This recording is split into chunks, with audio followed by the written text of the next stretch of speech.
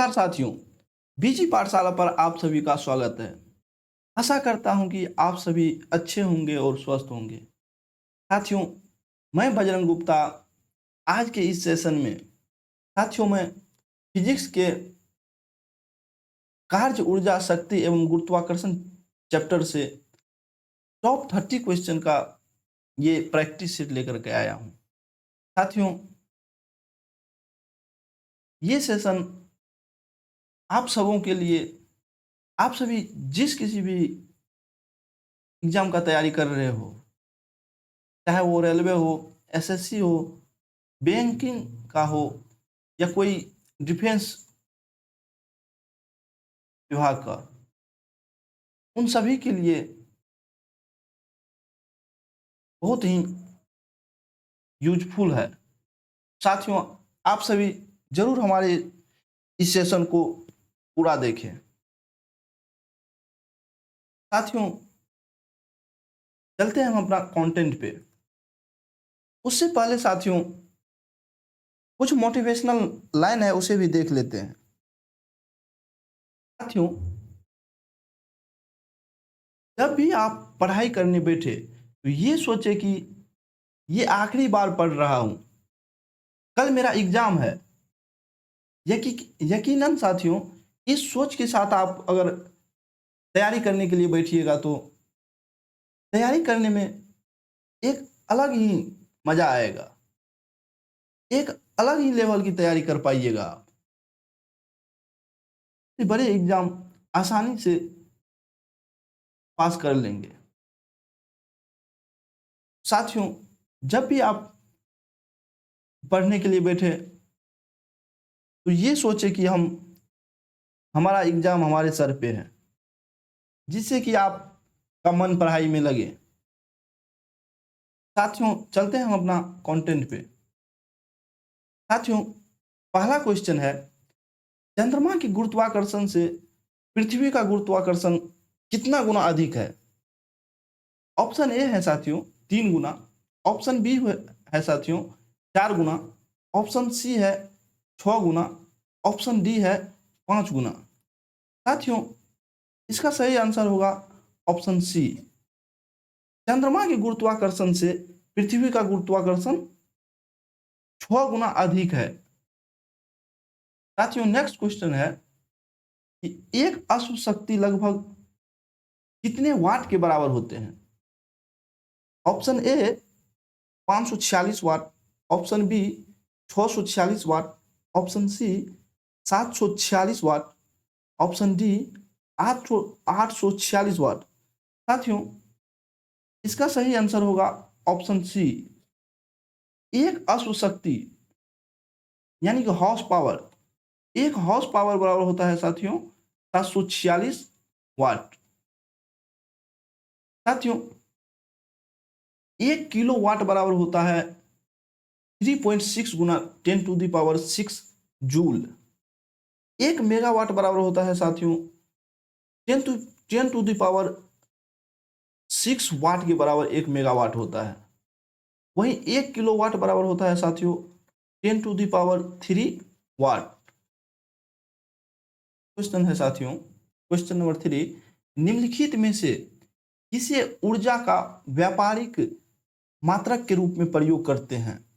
Option A है वाट घंटा, option B है किलो जूल घंटा, ऑप्शन सी है मेगावाट घंटा, ऑप्शन डी है किलोवाट घंटा। साथियों, इसका सही आंसर होगा ऑप्शन डी। साथियों, व्यापारिक मात्रक के रूप में ऊर्जा के लिए किलोवाट घंटा का प्रयोग किया जाता है। नेक्स्ट क्वेश्चन है साथियों, question number 4, hydro electric power house में किसे विद्युत ऊर्जा में परिवर्तित किया जाता है? ऑप्शन ए जल की स्थितिज ऊर्जा को, ऑप्शन बी रासायनिक ऊर्जा को, ऑप्शन सी वायु ऊर्जा को, ऑप्शन डी सौर ऊर्जा को। साथियों, इसका सही आंसर होगा option A. Hydraulic power house में साथियों विद्युत ऊर्जा में जल की स्थितिज ऊर्जा को परिवर्तित किया जाता है। नेक्स्ट क्वेश्चन है क्वेश्चन नंबर 5। पृथ्वी तल से किसी वस्तु का पलायन वेग निम्नलिखित में से किस पर निर्भर करता है? ऑप्शन ए वस्तु के द्रव्यमान पर, ऑप्शन बी प्रक्षेपण की दिशा पर, ऑप्शन सी प्रक्षेपण किए जाने के स्थान पर, ऑप्शन डी उपर्युक्त सभी पर। साथियों इसका सही आंसर होगा ऑप्शन सी। पृथ्वी तल से किसी वस्तु का पलायन वेग साथियों प्रक्षेपण किए जाने के स्थान पर डिपेंड करता है। नेक्स्ट क्वेश्चन है क्वेश्चन नंबर 6। डायनमो का कार्य क्या है? साथियों क्वेश्चन कर रहा है कि डायनमो किस ऊर्जा को किस ऊर्जा में रूपांतरित करता है? ऑप्शन ए है विद्युत ऊर्जा को यांत्रिक ऊर्जा में बदलना, ऑप्शन बी है रासायनिक ऊर्जा को विद्युत ऊर्जा में बदलना, ऑप्शन सी यांत्रिक ऊर्जा को विद्युत ऊर्जा में बदलना, ऑप्शन डी विद्युत ऊर्जा को रासायनिक ऊर्जा में बदलना। साथियों इसका सही आंसर होगा ऑप्शन सी। साथियों डायनमो का कार्य है कि यांत्रिक ऊर्जा को विद्युत ऊर्जा में बदलना। उसी तरह से साथियों कुछ यहाँ नोट्स में दिया गया है कि मोटर जो होता है साथियों वो विद्युत ऊर्जा को यांत्रिक ऊर्जा में रूपांतरित करता है। उसी प्रकार बल्ब, बिजली का जो बल्ब होता है वो विद्युत ऊर्जा को प्रकाश ऊर्जा या ऊष्मा ऊर्जा में रूपांतरित करता है। सेल, बैटरी जो होता है साथियों वो रासायनिक ऊर्जा को विद्युत ऊर्जा में बदलता है। ट्यूबलाइट, हम लोग जो घर में ट्यूबलाइट जलाते हैं साथियों वो क्या करता है? विद्युत ऊर्जा को प्रकाश ऊर्जा में रूपांतरित करता है। नेक्स्ट क्वेश्चन है क्वेश्चन नंबर 7। आरब में एक स्थिर गोला फटकर समान द्रव्यमान के दो टुकड़ों में विभाजित हो जाता है। दोनों टुकड़ा पर क्या प्रभाव पड़ेगा फटने के बाद? ऑप्शन ए है दोनों टुकड़ा स्थिर होंगे, ऑप्शन बी भिन्न भिन्न वेग से भिन्न भिन्न दिशा में चलेंगे, ऑप्शन सी समान वेग से विपरीत दिशाओं में चलेंगे, ऑप्शन डी समान वेग से समान दिशाओं में चलेंगे। साथियों इसका सही आंसर होगा ऑप्शन सी। आरंभ में एक स्थिर गोला फटकर समान द्रव्यमान के अगर दो टुकड़ों में विभाजित हो जाए तो साथियों तो वो क्या करेंगे? समान वेग से साथियों विपरीत दिशा में चलेंगे। जब एक गोला फट करके दो समान द्रव्यमान के दो टुकड़ों में विभाजित हो जाएंगे तो वो दोनों विपरीत दिशा में समान वेग से चलेंगे। नेक्स्ट क्वेश्चन है क्वेश्चन नंबर 8। साथियों एक हल्के तथा एक भारी पिंड का संवेग समान है, किसकी गतिज ऊर्जा अधिक होगी? ऑप्शन ए हल्के पिंड की, ऑप्शन बी दोनों की समान, ऑप्शन सी भारी पिंड की, ऑप्शन डी उपर्युक्त में से कोई नहीं। साथियों इसका सही आंसर होगा ऑप्शन ए। एक हल्के तथा एक भारी पिंड का संवेग समान होगा। संवेग अगर समान हो तो साथियों हल्के पिंड की गतिज ऊर्जा क्या होगी? अधिक होगी। नेक्स्ट क्वेश्चन है क्वेश्चन नंबर 9। निम्नलिखित में से किस स्थान पर स्मॉल जी गुरुत्वाकर्षण का मान सर्वाधिक होगा? साथियों ऑप्शन ए है कि माउंट एवरेस्ट की चोटी पर, ऑप्शन बी है कुतुब मीनार की चोटी पर, ऑप्शन सी है भूमध्य रेखा पर, ऑप्शन डी है अंटार्कटिका के कैंप में। साथियों गुरुत्वाकर्षण जी का मान सर्वाधिक होगा ऑप्शन डी अंटार्कटिका के केंद्र पर। यानी कि साथियों जी का मान सर्वाधिक कहाँ होगा? अंटार्कटिका के केंद्र पे। इसे हम ऐसे भी समझ सकते हैं साथियों कि जी का मान सबसे अधिकतम होता है ध्रुव पे। क्वेश्चन है क्वेश्चन नंबर 10 कि कार्य का मात्रक क्या होता है? Option A joule, option B neutron, option C watt, option D dyne. साथियों जूल का मात्रक ऑप्शन ए कार्य का मात्रक जूल होता है, ऑप्शन ए इसका आंसर होगा। नेक्स्ट क्वेश्चन है साथियों क्वेश्चन नंबर 11। कुछ नहीं में से कुछ का सर्जन किस नियम के विरुद्ध है? ऑप्शन ए है नियत अनुपात ऑप्शन बी है द्रव्यमान ऊर्जा का संरक्षण, ऑप्शन सी है गुणित अनुपात, ऑप्शन डी है संवेग संरक्षण। साथियों इसका सही आंसर होगा ऑप्शन बी, कुछ नहीं में से कुछ का सर्जन द्रव्यमान ऊर्जा का संरक्षण है। नेक्स्ट क्वेश्चन है क्वेश्चन नंबर 12, इनमें से कौन सा बायोमास ऊर्जा नहीं है? ऑप्शन ए तापीय ऊर्जा, ऑप्शन बी जल विद्युत ऊर्जा, ऑप्शन सी नाभिकीय ऊर्जा, ऑप्शन डी भूतापीय ऊर्जा। साथियों इसका सही आंसर होगा ऑप्शन सी नाभिकीय ऊर्जा, बायोमास का उदाहरण नहीं है। नेक्स्ट क्वेश्चन है साथियों, जब गर्म पानी के सोटे की हॉट स्प्रिंग साथियों का इस्तेमाल विद्युत उत्पादन करने में होता है तो इस प्रकार के ऊर्जा का उत्पादन क्या कहलाता है? ऑप्शन ए समुद्री उष्मीय ऊर्जा, ऑप्शन बी ज्वारीय ऊर्जा, ऑप्शन सी भू उष्मीय ऊर्जा, ऑप्शन डी तापीय ऊर्जा। साथियों इसका सही आंसर होगा ऑप्शन सी भू उष्मीय ऊर्जा। नेक्स्ट क्वेश्चन है निम्नलिखित में से कौन सी ऊष्मा की इकाई नहीं है? Option A calorie, option B BTU, option C joule, option D कौन। साथियों इसमें से ऑप्शन डी ऊष्मा की इकाई नहीं है, फोन। क्वेश्चन है साथियों शक्ति पावर का ऐसा मात्रक क्या होता है? ऑप्शन ए है वाट प्रति second, option B kilo joule, option C joule, option D watt. साथियों इसका सही आंसर होगा ऑप्शन डी, शक्ति का ऐसा मात्रक वाट होता है। साथियों शक्ति का मात्रक जूल प्रति सेकेंड भी होता है। शक्ति की एक और मात्रक अश्व शक्ति भी होता है। एक अश्व शक्ति बराबर एक हॉर्स पावर बराबर साथियों कितना वाट के बराबर होता है? एक हॉर्स पावर साथियों 746 वाट के बराबर होता है। क्वेश्चन नंबर 16, पृथ्वी के भ्रमण की गति कितना किलोमीटर पर सेकेंड है साथियों? ऑप्शन ए है 28 किलोमीटर पर सेकेंड, ऑप्शन बी है 31 किलोमीटर पर सेकेंड, ऑप्शन सी है 25 किलोमीटर पर सेकेंड, ऑप्शन डी 39.5 किलोमीटर पर सेकेंड। साथियों इसका सही आंसर होगा ऑप्शन ए, पृथ्वी की भ्रमण की गति 28 किलोमीटर पर सेकेंड समथिंग है। साथियों पृथ्वी सूर्य का 365 दिन 6 घंटा में लगभग एक चक्कर लगाता है। साथियों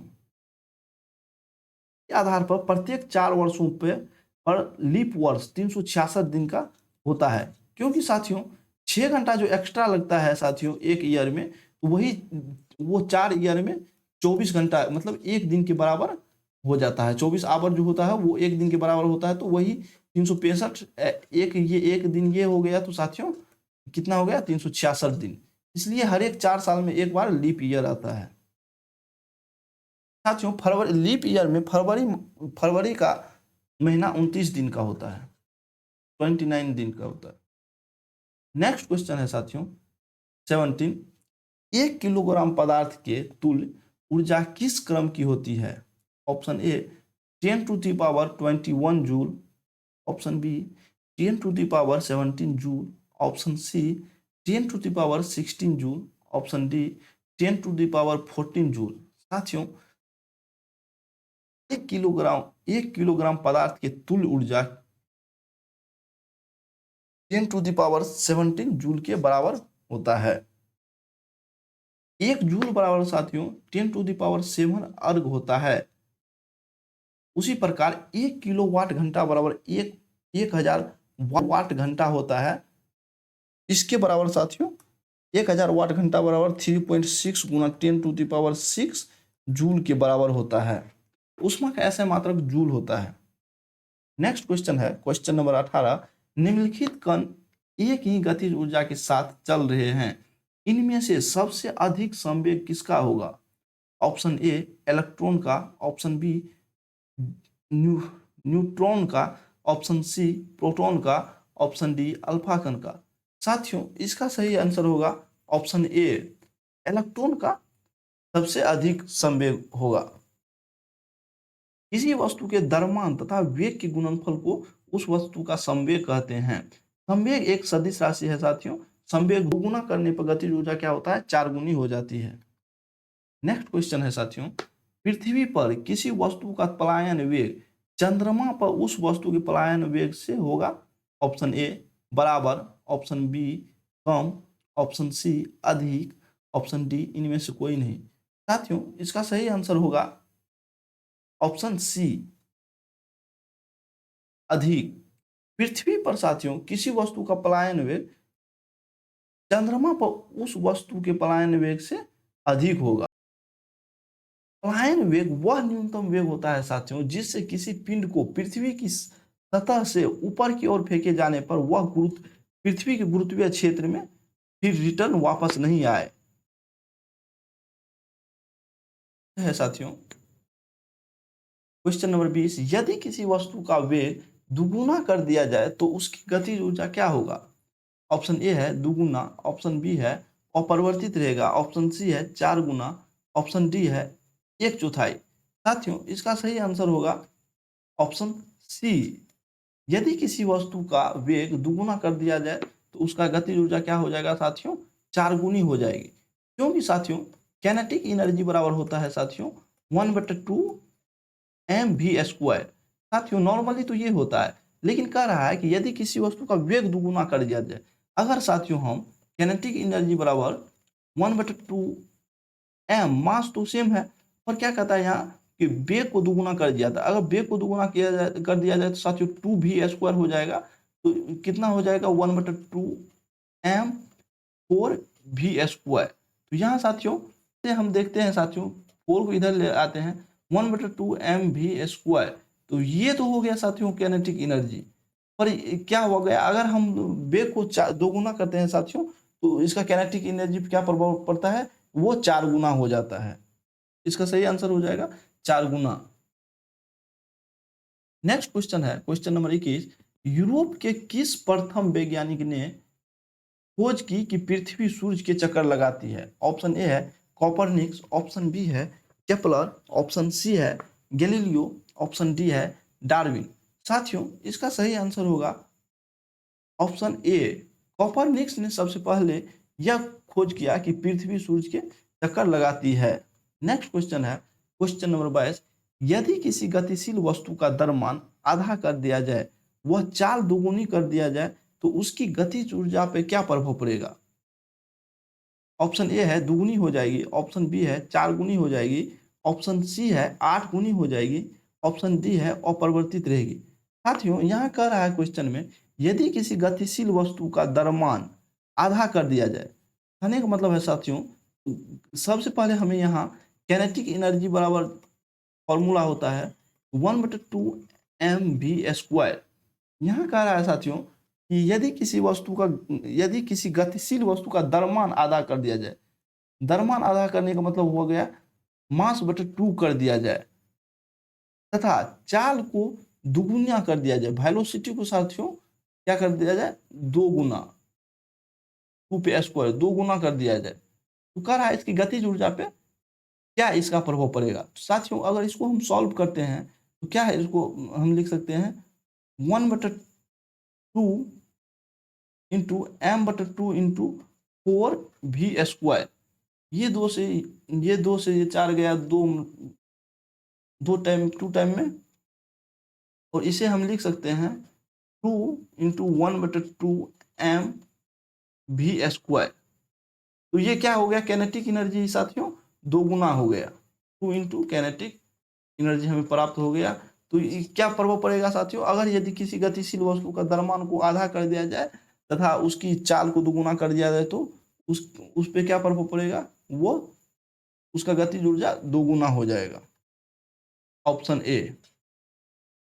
नेक्स्ट क्वेश्चन है साथियों क्वेश्चन नंबर 23, जब कोई वस्तु मुक्त रूप से पृथ्वी की ओर गिरती है तो उसकी कुल ऊर्जा ऑप्शन ए बढ़ती है, ऑप्शन बी घटती है, ऑप्शन सी नियत रहती है, ऑप्शन डी पहले बढ़ती है और फिर घटती है। साथियों इसका सही आंसर होगा ऑप्शन सी। जब कोई वस्तु मुक्त रूप से पृथ्वी की ओर गिरती है तो उसकी कुल ऊर्जा नियत रहती है। नेक्स्ट क्वेश्चन है साथियों, किसी पदार्थ का क्वथनांक क्वथनांक दाब में वृद्धि के साथ ऑप्शन ए क्या, उस पर क्या प्रभाव पड़ता है? ऑप्शन ए बढ़ता है, ऑप्शन बी घटता है, ऑप्शन सी नियत रहता है, ऑप्शन डी शून्य हो जाता है। साथियों, इसका सही आंसर होगा किसी पदार्थ का क्वथनांक दाब में वृद्धि के साथ क्या होता है, उस पर प्रभाव वो बढ़ता है। साथियों 25 क्वेश्चन नंबर 25, किसी वस्तु का पृथ्वी की सतह से पलायन वेग कितना होता है? ऑप्शन ए 11.2 मील प्रति घंटा, ऑप्शन बी 11.2 किलोमीटर पर सेकेंड, ऑप्शन सी 11.2 मील पर सेकेंड, ऑप्शन डी 11.2 किलोमीटर पर सेकेंड। साथियों, इसका सही आंसर होगा ऑप्शन बी, किसी वस्तु का पलायन वेग कितना होता है? 11.2 किलोमीटर पर सेकेंड। साथियों, जब हम किसी वस्तु को 11.2 किलोमीटर पर सेकेंड की रफ्तार से पृथ्वी से बाहर की ओर किसी भी दिशा में हम फेंकेंगे तो वो साथियों पृथ्वी के वायुमंडल में रिटर्न नहीं आएगा, वो पृथ्वी के वायुमंडल से बाहर चले जाएगा। नेक्स्ट क्वेश्चन है साथियों, भारत के किस राज्य में सबसे अधिक पवन ऊर्जा का निर्माण होता है? ऑप्शन ए है तमिलनाडु, ऑप्शन बी है गुजरात, ऑप्शन सी है राजस्थान, ऑप्शन डी है महाराष्ट्र। साथियों, इसका सही आंसर होगा ऑप्शन ए, भारत के तमिलनाडु राज्य में सबसे अधिक पवन ऊर्जा का निर्माण होता है। नेक्स्ट 27, संग्रहित जल में कौन सा ऊर्जा रहता है? ऑप्शन ए विद्युत ऊर्जा से युक्त रहता है, ऑप्शन बी गतिज ऊर्जा, ऑप्शन सी स्थितिज ऊर्जा, ऑप्शन डी शून्य ऊर्जा।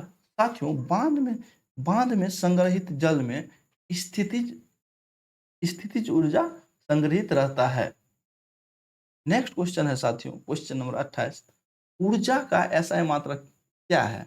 Option A joule, option B watt, option C newton, option D calorie.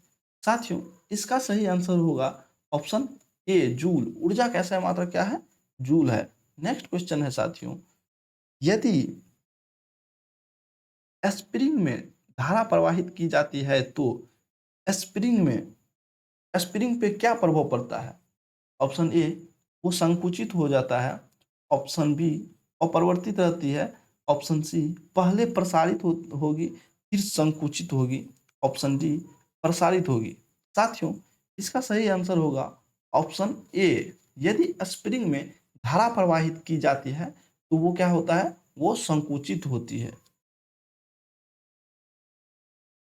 Question है क्वेश्चन नंबर 30 साथियों, यदि 10 किलोग्राम भार की बाईसाइकिल 20 मीटर प्रति सेकंड की गति से चलती है तो बाईसाइकिल की गति ऊर्जा क्या होगी? साथियों, यहाँ क्वेश्चन है कि 10 किलोमीटर भार की बाईसाइकिल 20 मीटर पर सेकंड की गति से चलता है, तो बोलता है कि बाईसाइकिल की गतिज ऊर्जा क्या होगी? गतिज ऊर्जा का मतलब हो गया साथियों कैनेटिक एनर्जी। आई मीन साथियों, सबसे तो हमको कैनेटिक एनर्जी निकालना है, तो सर साथियों कैनेटिक एनर्जी बराबर क्या होता है? सूत्र 1/2 mv²। बोल रहा है कि 10 किलोग्राम की भार की साइकिल का मास कितना है साथियों? भार 10 किलोग्राम है, और क्या कर रहा है? 20 मीटर प्रति सेकेंड की गति से चलता है, तो 20 मीटर प्रति सेकेंड से चलता है तो वेलोसिटी हो गया 20²। अब इसे सॉल्व करते हैं साथियों, तो इसे हम क्या लिखेंगे? 1/2 इंटू 10 इंटू 400, इसे काट दिए इसे 5 में तो हो गया कितना? 2000 जूल। इसका गतिज ऊर्जा कितना हो जाएगा? 2000 जूल।